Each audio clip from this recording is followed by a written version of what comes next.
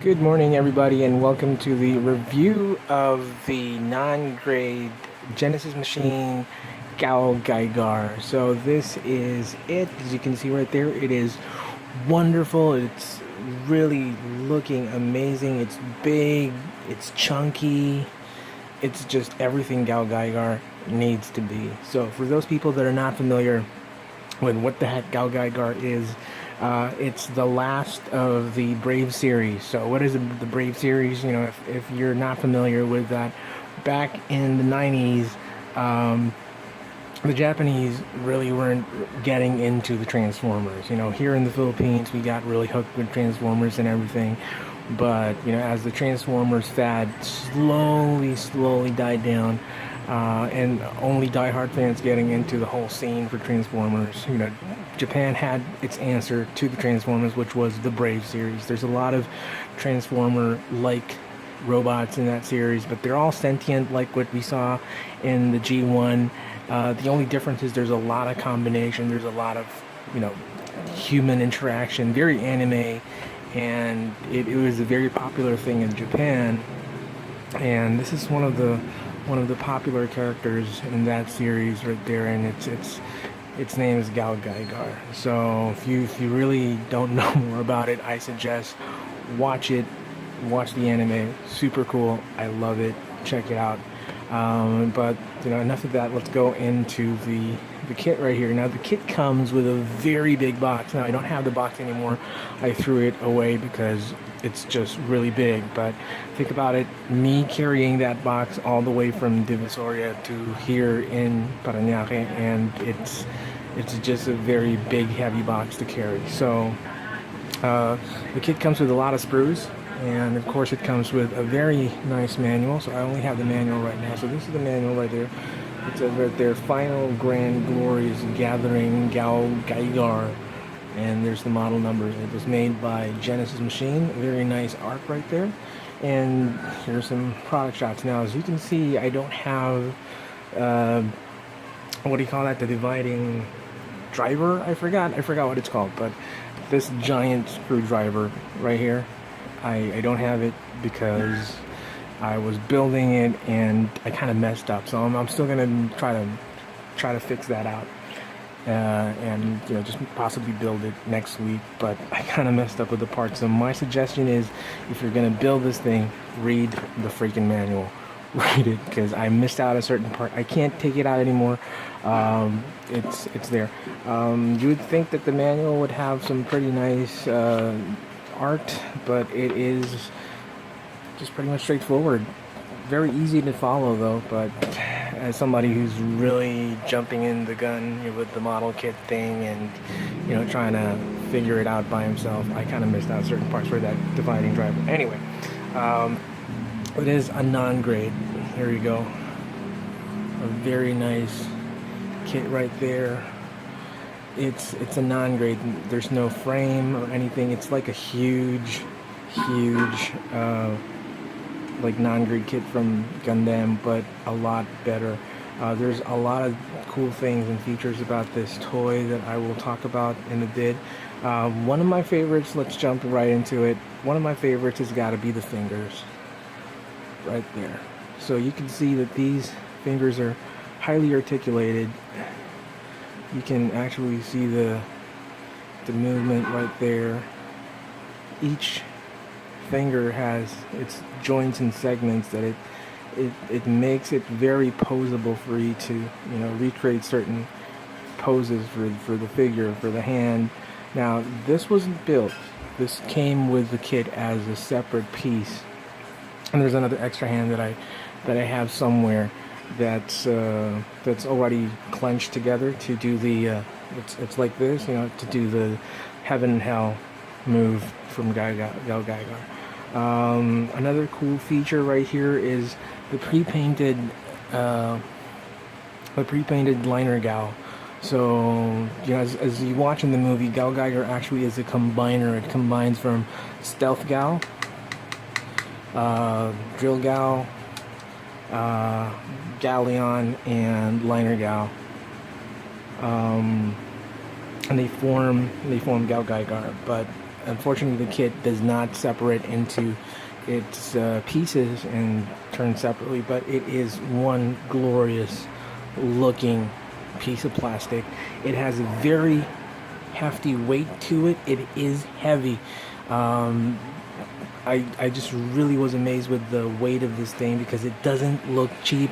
It doesn't feel that plasticky kind of feel from other model kits that you would find out there right now.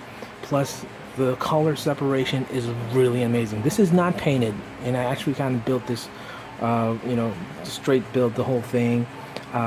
These things, the lines, the red lines, and the metallic things on the mane of Galleon, these are stickers.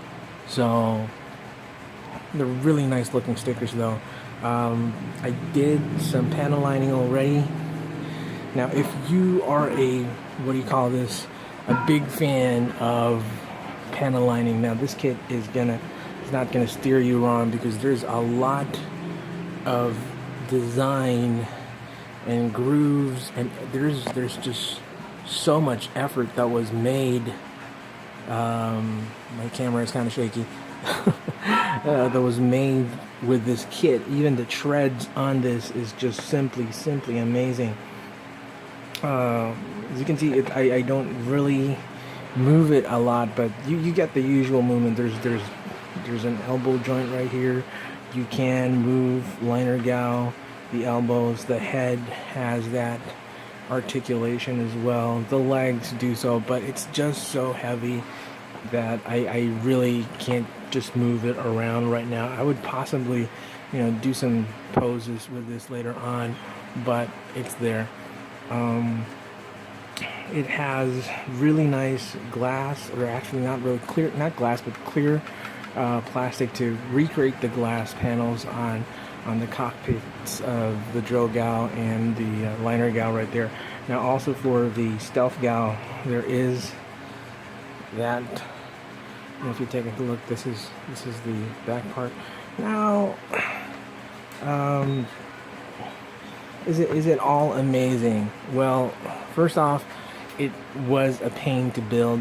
My hands were kind of really stressed out because the plastic was really nice quality, but it's so tough sometimes that it's, even with a Tamiya cutter, it really was a hard thing to do and cut.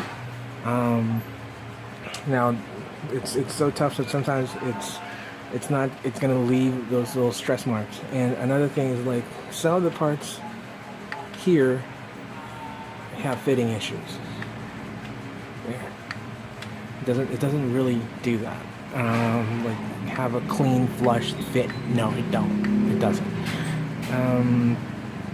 The hands are, like what I said, articulated, but you can see the spring marks. Nothing a good filing would fix, but I didn't really do that right now because this wasn't really within a sprue. So I was kind of surprised that they didn't really even clean up the mess with the fingers. The paint, or actually there's really no paint, but the paint scheme, or the color separation, is really good. I like it, although it kind of weirded me out that they use a different gold on Galleon's face with the other parts of the thing, so kind of threw me off. I don't know, maybe it's just my thing, maybe it's not going to be your thing, but I'm a little iffy with that. And I guess the best part of the whole thing is it has LED. So check this out. I think this is the coolest feature. Look at that. Look at that. That is just totally amazing. So that just blew me away.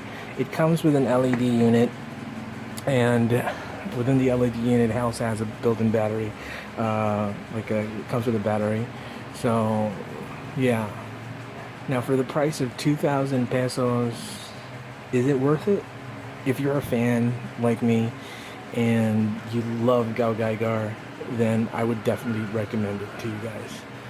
But if you have the ability to haggle, I bought this in DV 168, you know, for us Filipinos who are familiar with that, you can go there.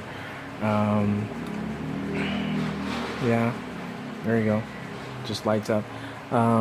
It is a pretty cool model kit, and it's something that I would definitely recommend to a Mecha fan, a Transformers fan, a Gundam fan, or just a plain old plastic model kit builder. Now, here's a little comparison with the size. Here's the chibi version, the D-style GaoGaiGar. There you go. You can see there he is. There you go, a little guy right there. And here is the